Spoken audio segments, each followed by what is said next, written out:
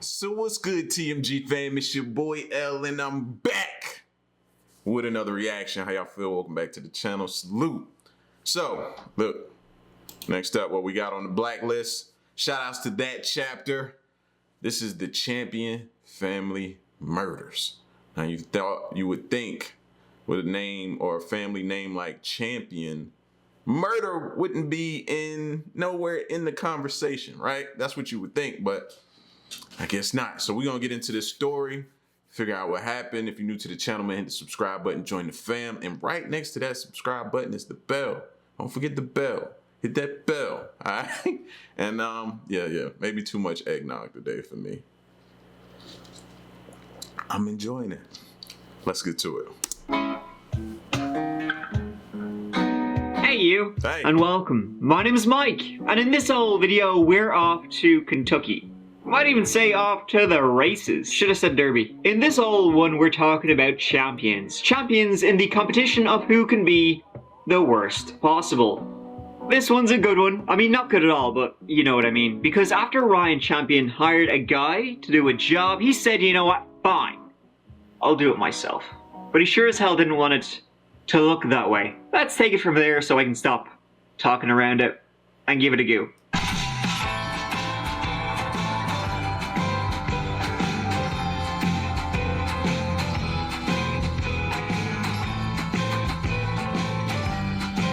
In the far southwestern chunk of Kentucky Fried Chicken lies a county, shockingly. It's named after a fella named Stephen Trigg. Are you familiar? No.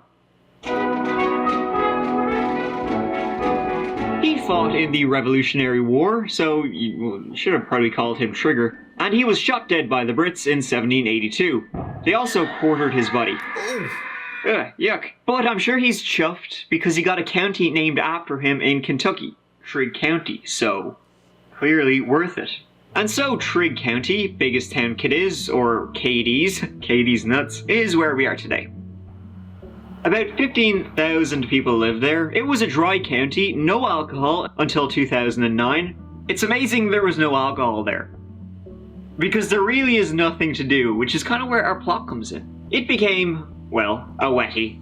I kind of lived in a town like that, bro. We had to drive all the way to the county line to be able to get alcohol, fam. Meaning, it was a long drive, so you just wasn't randomly going all the way out there. You had to, and then when you go, you make that one trip. You made that trip and get enough for a long time, so you didn't have to travel back out there, bro. I know what that's like. There is nothing to do, which is kind of where our plot comes in. It became, well, a wetty in 2009 after a very narrow referendum. Funnily enough, the people who voted no said it would cause drunk driving accidents, which is weird when dry counties have a higher percentage because people just drive, then drink, then drive back, and then die.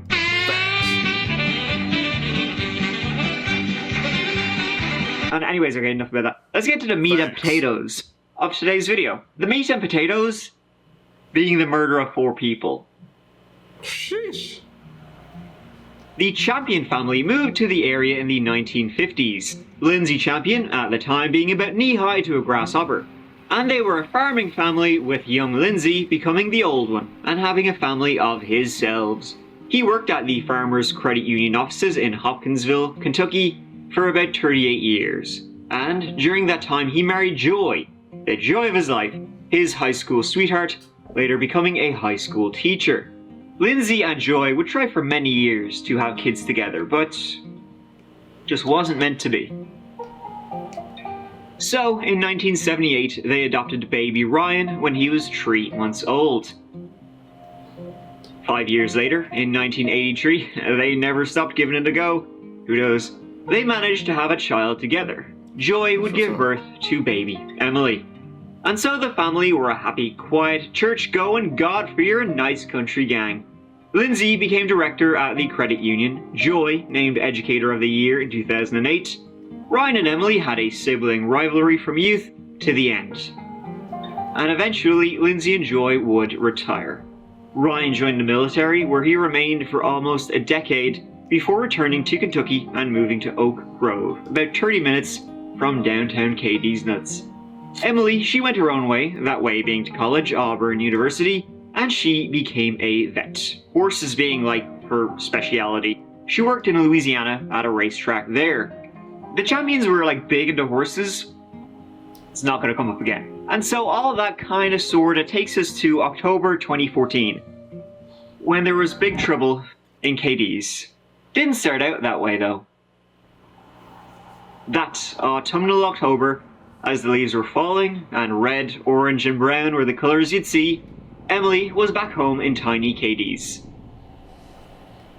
She was back home spending a couple of days with her family before she was due to start a new job in November. Emily, she took part in a marathon. The next day the parents went to Sunday service. Emily was still resting her dogs after the run, so stayed home that Sunday. That Sunday being the 26th of October, a few days before Halloween, though there would certainly be some horrors that day. The elder champions then returned home to start cooking up some grub right with Emily. And then it was shortly after 11 in the AM that neighbors of the champions heard gunshots. A lot of them. One neighbor in particular was the sister of Lindsay Champion, Lisa Champion. She heard those shots too, thinking it odd at that time of day. A few moments later, she heard banging, someone banging on her front door, screaming her name. It was Ryan Champion. In his hand was a shooter, around his wrists, torn up duct tape. And he was just roaring at her to call 911. My nephew Ryan Champion just came to my door and his wrists have been tied with duct tape, and I haven't been able to find out what's wrong. He doesn't appear to be injured, but I don't know what's happened. Okay, ma'am, where would I be sending the ambulance? He's right across the road. I'm going to go over there with him, okay? Ryan told his Aunt Lisa that they had just been sitting down. Okay. She said right across the road. Made me think like the ambulance was right across the road from them. But she's saying, I'm guessing she's speaking to her brother's house. Okay. All right, I'm with you now. That was a little bit confusing right there. I was like, right across the road. Ryan told his Aunt Lisa that they had just been sitting down, getting ready for Sunday dinner, when some guy just kicked in the door. Some guy who took a fancy to Emily, this guy. He just started blasting. And so Lisa, not having any of this, she ventured across the road to the champion house and saw what she saw. Oh, please, my brother has been shot, and his wife, Joy. My nephew is here, and my niece is shot. So wait, this guy breaks in, shoots all three of them, and you get away? Shoots them. Are they tied up? Why were you only tied up? Got a few questions here, buddy. She was greeted by a bullet hole in the front door. On the property were the bodies of Lindsay, Joy, and Emily. All dead. Shot dead. A mass shooting. The only surviving champion was Ryan. Lindsay was found outside the house, just beside on the concrete. Joy, too. She'd been shot in the face and lay there, slumped over. Emily was found inside, duct taped up. Mouth. Okay, she was duct taped too, okay. Hands, feet. She'd been shot twice in the head. So not off to a great start here. Dang. And things then got very strange when they found a fourth body in the house. Not related to any of the champions. The police had no idea who he was. Ryan said what happened was this. He had been chilling at the house on Old Dover Road, watching the telly with his sister, spending some time with her as she would only be back for a few days. So they were just hanging there on the couch, chilling out, when they heard somebody come in the door. And they assumed it was their parents coming back from, that church service. It wasn't. It was a guy named Vito Reservato, a fellow Ryan knew. Ryan said Vito walked in with a gun and duct tape. Now Ryan barely knew him. He'd only met him a few days prior. But apparently this guy, this Vito character, right, he was absolutely infatuated with young Emily. Not in a healthy way, clearly. Vito then taped them both up, and just when he was finished, the elder champions arrived back home. Upon hearing their car, Vito rushed outside, and they just heard gunshots. Then Vito came back in, went past Ryan saying, "Excuse me," walked over to Emily and put 2 in her head. Then he turned the gun on Ryan. A Ryan who said, "Not today." See, during this time, Ryan had managed to finagle his way out of the duct tape, and so when Vito turned the gun on him, Ryan, after a bit of a scuffle and action movie scene, Ryan managed to grab the gun off Vito. Bang, blew his head off. Do we believe this, y'all? No, we don't. I've been skeptical of him since he showed up at the aunt's door. I'm skeptical of him. He avenged his fallen family. And then that Queen song played. Pretty dramatic, right? Well, these things happen. And then, why didn't you call? If that dude's in there dead, why didn't you call the ambulance? You ran all the way to your aunt's house? Seems to me more like you wanted her to see you tied up to be able to give credence to your story a little bit. This is just what I'm thinking so far. The crime scene is in Cadiz, Kentucky. A suspect was also found dead. Police haven't released the name of that person yet or exactly what they think happened. Police arrived to find a horrific discovery at this home off of Old Dover Road in Cadiz, Kentucky. They say earlier today they arrived to find 4 people shot dead, including a family of 3 and 1 suspect. Tonight, the investigation continues into how all of this happened. We found 4 people dead inside and outside of a residence here. Police say 3 of them were Lindsay, Joy, and Emily Champion, a husband, wife, and daughter visiting home, shot dead this morning. Another person inside, police say, was the suspect, someone the family may have just met last week. We're not 100% sure. Hold on, I'm thinking back now. Which one was the adopted one? Wasn't he the adopted one? And then they kept trying and finally had her?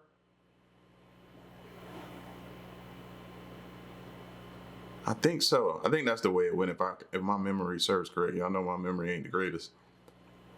You think that might have had something to do with it? Him feeling, because he was adopted, maybe feeling, I don't know, maybe that may be something. Of the relationship between all the folks that were involved. It's possible that the suspect did know them, but it was just briefly. As afternoon turned to night, word came that there may have been another family member at home during the attack, someone who survived. This is a pretty gruesome crime for something like this to happen, to have multiple murders at one location. So that was Ryan's story, and he was sticking to it.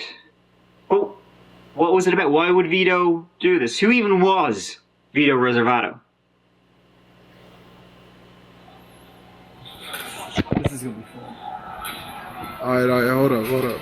For some of y'all who can't see this caption from this video reads, "So, I can wake up to my crying child or a revving engine,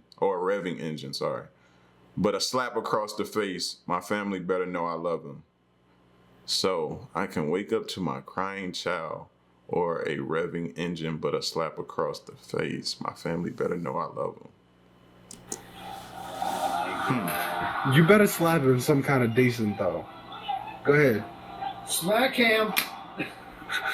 Vito Reservato was 22 years old. He was born in Las Vegas, Nevada, but had been living in Hopkinsville for some time where he graduated high school.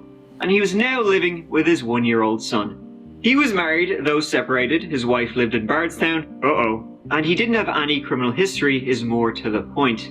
And as a hard-working fella, him doing what Ryan said he didn't make sense. But these things rarely do. The community rallied around Ryan. The champions were well known in the community. Joy, teacher, Lindsay, credit union director, and as horsey people, folk knew Emily. Ryan, they didn't know so much. After all, he had been in the military for quite a long time. The investigators certainly wanted to get to know him, though. And I wanted to get his story, just tell it a few times, just so we have it down. After all, why did Vito kill Emily in such a brutal execution And actually, why did he execute her? That's what I'm trying to say. And then, how would he even know Emily? She'd only been in town for a few days. In fact, how did Vito know any of the champions? Well, apparently Ryan, who worked, odd jobs in construction around the place. You're building a shed, you need landscaping done, whatever. That's what Ryan would do, and he had recently hired Vito. About 3 days prior to the shooting, Ryan had driven Vito to the champion abode on Old Dover Road. They had to pick up some tools from the house, and that is when Vito encountered Emily. Vito started saying some inappropriate things to the lady, so inappropriate that Ryan cut ties with Vito that same day and told him to jog on. Obviously, he came back with a vengeance. But as the investigation continued into young Vito, Ryan's story began to leak like a sieve. Okay. Is that cat okay the way it is? Okay. I guess, just so I have it spelled correctly, I obviously already have your name, but R-Y-A-N, no surprises on that? That's correct. Okay, and the last name? Champion. Okay. I guess the first question in all this, I mean, this has been a horrific 24 hours. How are you personally holding up? You seem remarkably composed. Well, I'm just, I've got one of those mentalities to just soldier through something. Really, that's what's been carrying me. Soldier through. The fact that you've been in the military, you're gonna use that. You're gonna use that. Soldier through. That was pretty good though. I ain't even gonna lie. That was a pretty good.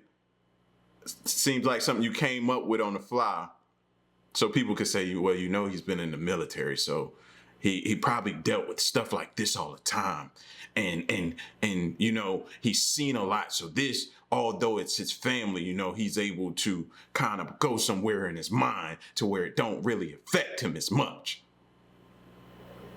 Okay. Me through is that things need to be done. Especially, some people aren't doing so well. And to be honest, I really don't know yet, really, how to feel about any of it. I was kind of at a crossroads of being glad to get out of there, but at the same time, it was horrible. And it never really set in, never really set in until I'd say it took really a good hour to sink in. He was a new person to all of us. His relationship to us was only a couple of days old, but I don't think I can go into any more detail than that. But I was constantly trying to zone in on if I could do something. I was always looking for an opportunity, but it was so confusing. I'd love to tell you more about the scenario, but it was a very confusing scene, and it was my impression through a lot of it that he was something. Anybody else feeling dumber listening to this? Like, I'm losing brain cells with every word he speaks out his mouth. Like, does anybody else feel that way? Is it just me? Wasn't right. I could have done something, but it was always a risk. It was always a huge risk. It wasn't a simple solution. I read in one news report that my hands were bound, so I guess I can say that. My parents were unbelievably good people. The police then went to speak with Vito's roommates, and they learned a little bit more about him. One thing was that he had in fact been let go from his previous job 3 weeks earlier, and he was struggling to pay the bills for him and his young son. This guy, he was awkward at best when he talked to people. Awkward at best. What do you sound like right now? Oh, okay. Okay. And he didn't make a very good presentation of himself. He kind of came off as he kind of had a vibe that would, you know, make old people uneasy a little bit. He's not, you know, he just kind of had that way. He never gave off any weird vibes, was Sort of like you. a totally normal, happy dude. His roommates also told the police that the day of the shooting, when he had left their shared apartment that morning, they said he was acting off, just weird. He told them he'd be back in a couple of hours, he left his phone there. He never returned. Then, after Vito's friends saw this interview, His relationship to us was only a couple of days old, but I don't think I can go into any more detail than that. they told the police, no, Ryan is lying. They knew each other. This wasn't like they had only known each other for a couple of days, you know, working together and it didn't pan out. Not like that at all. Ryan is full of shit. They were friends. Ryan's name came up in conversation all the time. They knew each other for years. Ryan is talking out of his hole. And they also told the police that, maybe a week before, Vito told his friends someone had told him they would pay him a certain amount of money, an extreme amount of money, to kill somebody. Ryan reenacted what he said happened for the police. And they said it was more or less hilarious. I mean, it would be if, you know, the microscope was now on Ryan. Holes in his story. Holes like how many bullets were fired. And you said you were taped first, when in fact you can clearly see on the tape, the one that was around Ryan, that he was taped last. He was arrested for the 4 murders 2 days before his family's funeral. You had the end of the tape pieces on you? You know the piece with the little, what is that, the little cardboard? You pull it, it has a little bit of it attached to it. You had that on the end and you said you was taped first? Told y'all. He didn't think this through. Champion told WKDZ WHVO radio from the Christian County Jail that he knows what took place at his parents' home in Cadiz, Kentucky, when his mother, father, and sister were found shot to death, along with the body of Vito Rizzavato. Champion would not discuss details of that day, but did say he feels deep regret missing his family's funeral. I don't think that there really are words for it. I'm not ready at this time to deal with the immense amount of suffering and loss that this experience has forced on me. I can say that the officer's decision to arrest me on Friday caused me to miss out on a time with my family that I really needed to have. I'll never get that back. I'll never have that time, ever. At this stage, though, they had no idea why he did what he did, or why Vito was even there. It wasn't until someone who lived in Oak Grove, Ryan's where he lived, called the police saying that they had seen Ryan, Vito, and some woman eating together at a Waffle House. Another lie quashed. Ryan and Vito knew each other longer than he had said. And this woman, who's she? Well, if she was in movies, you would call her a character actor, and her name was Anne Plotkin. She was someone who defended Ryan when the eyebrow raises began, and not only that, Vito had been romantically involved with her daughter. But now, Kentucky State Police say Champion is responsible for the death of his father, Lindsey Champion, mother, Joy Champion, sister, Emily Champion, and Riser Vito. That's something his friend, Ann Plotkin, refuses to believe. I don't understand it. I really don't, because I know Ryan and know. There is no way. I'm going to be there for Ryan no matter what. Because Ryan had... Yeah, you there for him, all right? You right with him. And same color clothes right now. Cuffs and everything. Are you serious? I'm going to be there for him. Oh, yeah. The cops feel you should be right there with him. Right in the same courtroom, probably. Had been romantically involved with her. Phone records between Anne and Ryan showed a plot, essentially. Anne had been the middlewoman between Ryan and Vito. So Ryan and Vito would never message each other directly. They would always message Anne, who would message the other guy. Anne helped plan the murders. Ryan used her the entire time, though she may have loved him. And Ryan planned to have Vito be the fall guy for the murder Ryan, ex-military, was to commit. Vito told his roommates that somebody had asked him if he would be interested in doing a little killing. Now, Vito, he had never shot a gun before in his life. Ryan, military quite a bit. So whether Vito was actually going to go through with this, seems like he was well aware of the plot, but if he was going to do it, remains doubtful, I think. Vito might only have been aware of the plot to some extent. He might have been lured to the house where Ryan killed him, Emily, and his parents. If he was lured there because he was broke, well, whether or not, he never got the chance anyway. I would definitely want to know if they found any gun residue on Vito.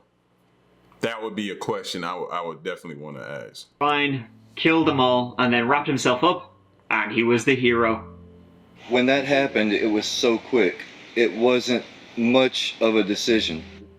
Ryan hated his family. It would be financial to some extent, but not the whole extent.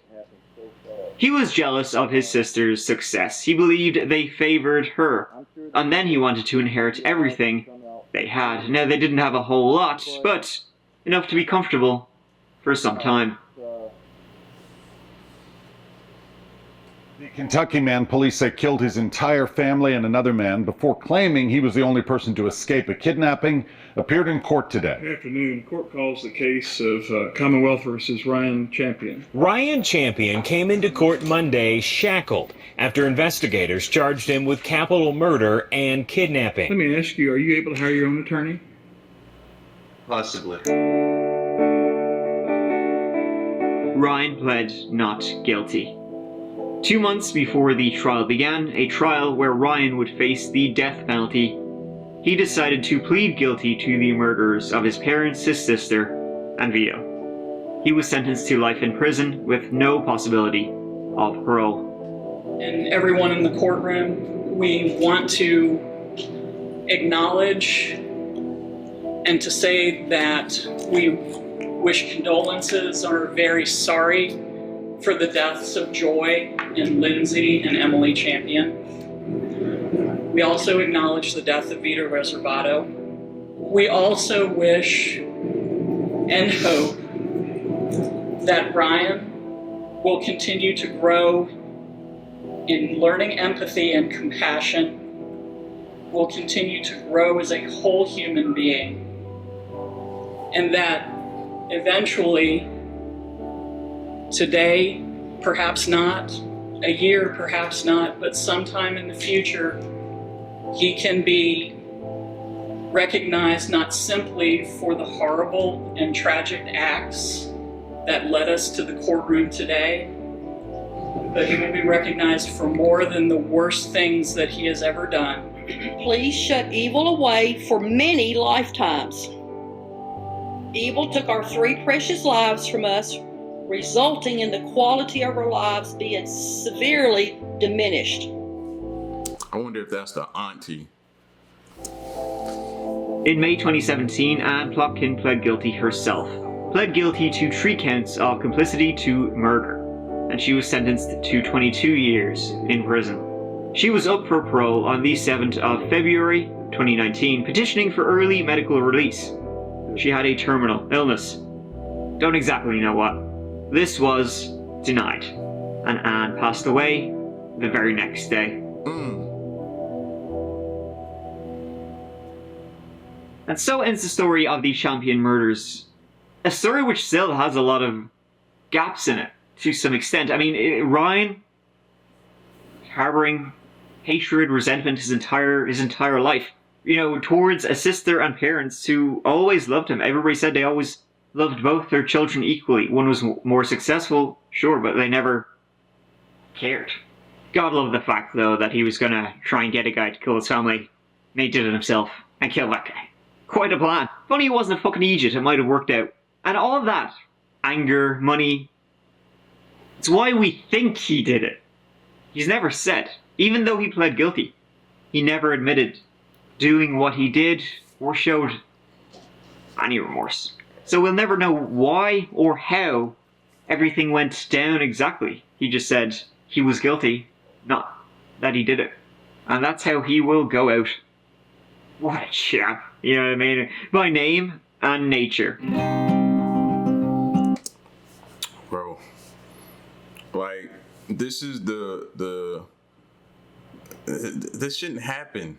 Number one, hard-working family, mom, father, adopted you, wanted to give you a life, give you an opportunity, adopted you, brought you in their home, and you do this to those good people, to their daughter too, your sister. Like, that's what I say, man. This world's scary, bro. And something like that happens, but why? Because they would have never suspected him, probably. Never would have suspected it would be him. We live amongst some evil people, bro. And some of them live very close to us. Under the same roof. Y'all be careful, man. It's your boy L. Till the next one, I'm gone.